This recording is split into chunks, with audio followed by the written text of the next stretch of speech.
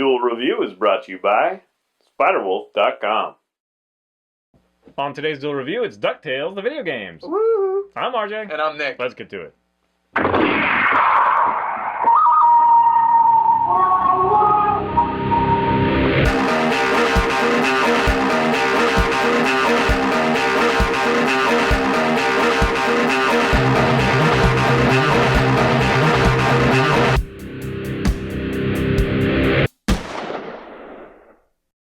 Hey everybody, today is the 4th, and we're taking a look at DuckTales, the video game. Woo! Have to do it. Every time, have to do it. Oh yeah, I'm sorry, I put that all the way over there. This is the original, Yes, original. NES. There's actually two games. So there's DuckTales and DuckTales 2. DuckTales 1 came out in, I believe, 1989, and DuckTales 2 came out in 1993. But you may confuse them because the gameplay is just so solid and so similar As far as I know, I never even played the second one, so I don't know what you're talking about. I have, but I think I kind of confuse them. Not that there's much to confuse, because basically you're just going around searching for treasure to beat your nemesis, or to be richer than your nemesis. Well, Scrooge McDuck's nemesis. What is his name? Something Flintheart Globgold. Globgold? Is that his last name? I don't know. It sounded like you were taking a crap. So. Glomgold. Flintheart Glomgold. I did write it down. It's right there. So Flintheart Glomgold, you're trying to beat him as far as the world's richest duck. So you're going around, and there's two moves that you have. Well, obviously you can move left and right, and you can jump. But the two special moves that you have is your little cane hopping thing. You know, so you it's like a pogo stick. Yeah, it's like a pogo stick, and it's awesome. And then you have your little golf swing, so you can hit things. So if you see like a floating chest, because that makes sense, just a floating chest, you can hit like a rock up to it and it'll fall down. Well, one of my favorite things is actually when you hit things that can't be broken or moved. Yeah, yeah. And you're like, yeah.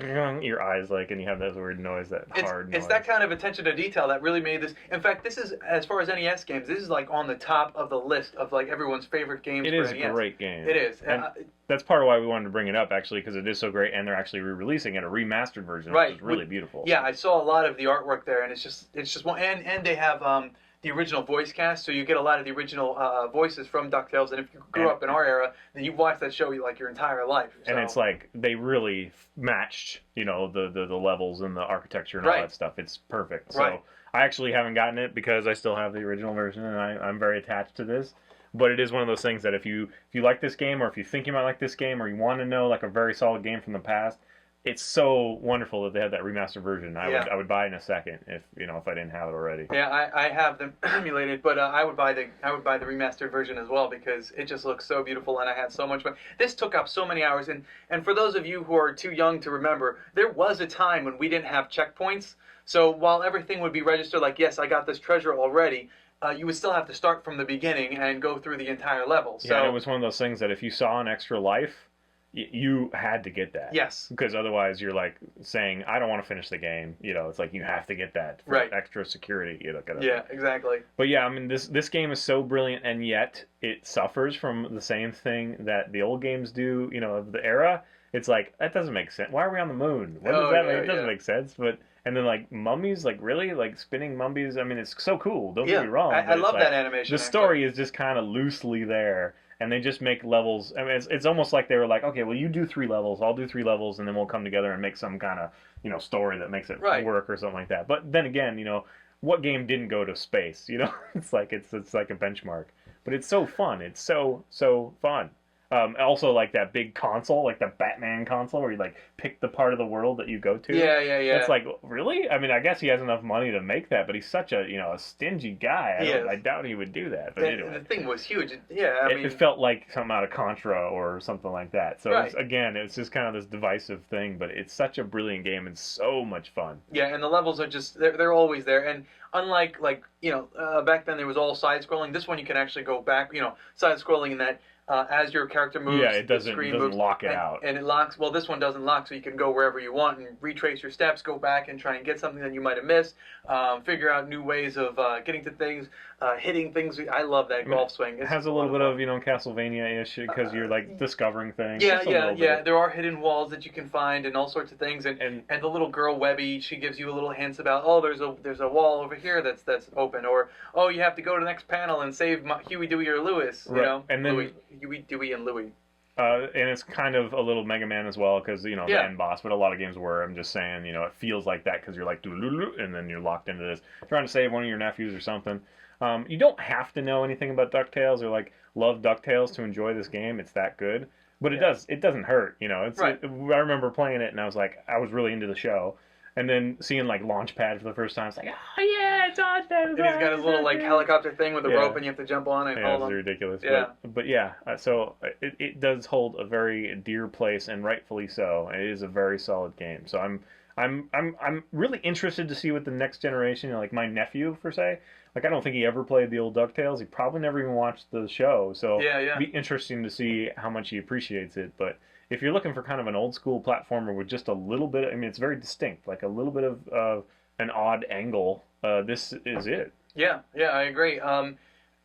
It's hard. It's challenging enough, right? Oh yeah. It is very difficult. In fact, I was just playing it yesterday, or the day before, and I forgot how. I mean, as soon as I started playing it, I remembered so many things. I was like, oh, that's right. It's that's no what you have to Strider or Ninja Gaiden. No, definitely not.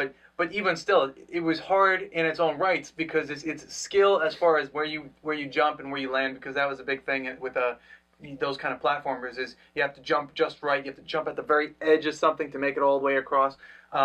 So you had that aspect. Then you have the pogo stick aspect where you can like if there's like spikes on the ground, you can pogo stick across them, but you have to watch out for the ones up top because they'll kill you. You know, that kind of thing. Yeah, you literally have to like get off of it every once in a while and do it back in to keep it short. Right. And then it's a lot of fun because there's a lot of you can redirect in the air a little bit, and so that's very helpful. And yeah, which a lot of games didn't do back then because I guess there was just too much programming involved. So this one really, as NES, I mean, has the divine. Yeah. But what sucked about that is you didn't jump like an arc; you just kind of fell. So you had to jump high enough to fall right. So NES was a system that was groundbreaking, obviously, because it just tried so many things in its day. In spite of that, I'm really curious what kids now would think of that, because you know they have like Call of Duty, Modern Warfare, and you know it's just hyper realistic stuff. Would they be interested in a game like this? Now we have seen successful retro games recently. Like indie games are kind of I guess what I'm trying to say is that while we are biased as far as you know the games that we grew up with, we love them because you know it's our childhood.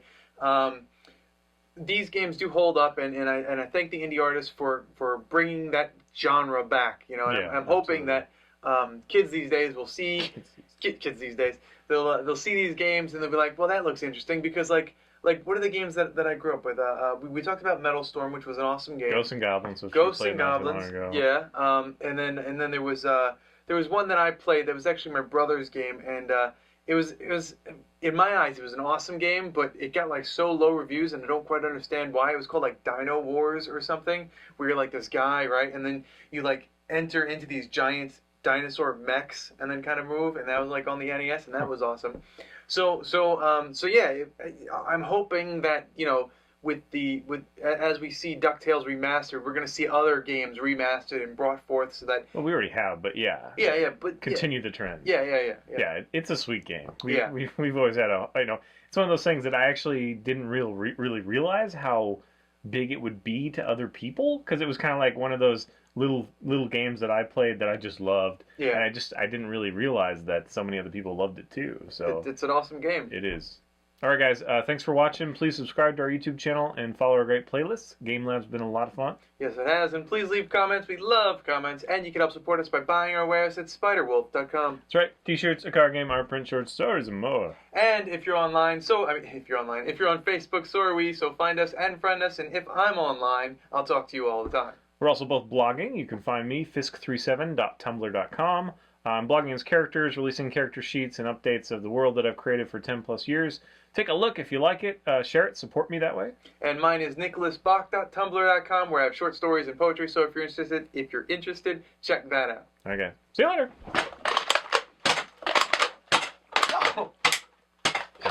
I was hoping that I should have waited the first time. Nice turn. It's a nice display though, like all the darts are flying off and stuff.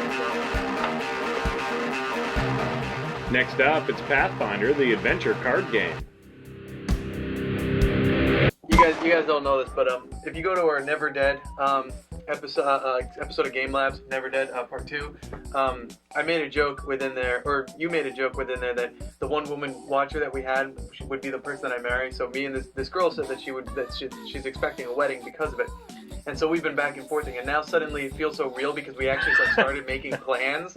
You know, like, oh, and then I have this great idea where it could be like a Jim Henson type thing, because somehow I got into Jim Henson. It's like Jim Henson, but we'll have Megadeth in the background. And then I was like, wow, now I'm feeling awkward. Matchmaker, matchmaker, make me a match. Find me a find. That was really good. Catch me a catch. Dude, I used to be able to do that better on my if someone started singing that, like, over there somewhere and I didn't know them, I'd be like so creeped out. I'm like, what the hell's going on? Matchmaker. But yeah, so I feel really awkward now because it's like we actually started making plans for a wedding. Catch me. It's just weird, man. It is weird. And I'm like typing these things and I'm like, oh, this would be so awesome. Oh my god, what am I doing? You know? We're doing DuckTales. Woo! Every time, I know it. Every time we're gonna say DuckTales, we're gonna woo. It just happens. In fact, I'm surprised that you didn't say it in the opening. Like, as soon as I said DuckTales, the video game, you should be like, woo. Yeah, but that would have been added, like minutes to my life. Or away from my life. Right. On today's Duel review, it's DuckTales, the video games. Woo! I'm RJ. And I'm Nick. Let's get to it. I had to do it. DuckTales. Woo! I don't remember the rest of the song. So. Oh, yeah, I used to know that song too. I don't remember it anymore. I remember the tune's in my head. I can't sing it because I'm tone deaf, but I remember the tune. But the words I used to know by heart because I used to watch that show every single morning. Annoying nephews and Launchpad the Duck. Launchpad McQuack. McQuack. Yeah. And Webby Vanderquack is the granddaughter. Does she show up in the game? I don't remember. Yeah, well, she's there once or twice to say, oh, Huey's in trouble, and then he's like literally a panel away. It's like, well, I could have found him without you telling me. This is one of those games. Get out of the crazy dungeon. It does like that, doesn't it? Like when it's spelling something. A little bit, yeah. I don't think it's as predominant as in Biocommando, but yeah, it does do that. Okay. On the plus side, my gun has apparently decided to shoot all its darts this time. I think I got all but one. Let's see if it shoots. Yep. It does. Now I have to pick them all up. Yep. So win or lose, I win. Yeah.